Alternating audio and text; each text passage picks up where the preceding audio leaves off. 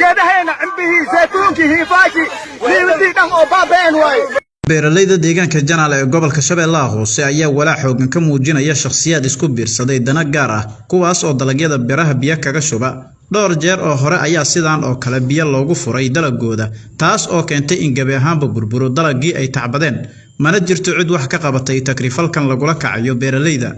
maamulka deegaanka Janaale iyo saraakiisha ciidamada ee deegaanka oo la gaarsiiyay dacwadda shakhsiyaadkan ayaa dhankooda ka gaabsaday inay wax ka qabtaan ugu yaraan si loo badbaadiyo dalagyada beeraha ka soo go'aya hadda waxa ay baaq u direen maamulka gobolka Shabeellaha Hoose in wax laga qabto maadaama fasal walba laga burburiyo sida ay sheegeen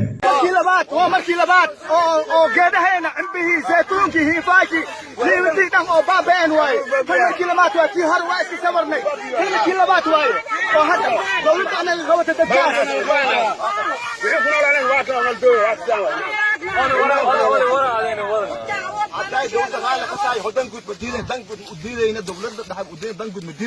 laakiin sadayta dan gaar ahaan ma yeeleen ma dul qaadanayo haday dawladda danguud ay tahay waxaan karaba maqdam in naga siiso boqol iyo soddon hektar waaye ala hektar waxaan ku fadhiyaa 300 ku fadhiyaa hadan la sida dawladda gaar oo welcome soo dhaweynaya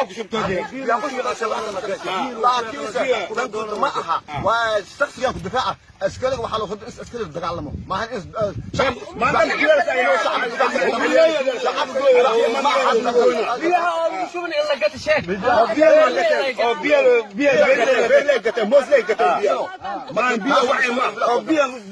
waxaan ka codsanaa dad masaakiin aan nahay dalaga noo taagan magasti biina noolade nool aantay xaq ma aha inay naga soo gaaraan rabna madaxweynaha iyo ra'iisul wasaaraha koonfur galbeed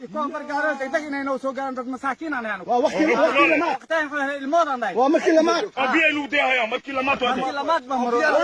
waa ka dahaya biyo waa ka taa هذا السنتان يو دليل فيها ومساكين كبيرليدا يا إيش كده حب حمالة يا ما أنت تلخي بيرك ويالك يا بين وصوف صحيح العجينة أنا كده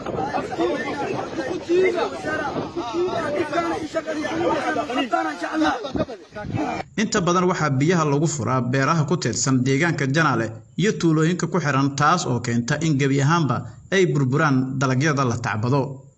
Aweys Muumin Xasan Aweys okay warbaahinta dawlad goboleedka Koonfur Galbeed Shabeellaha Hoose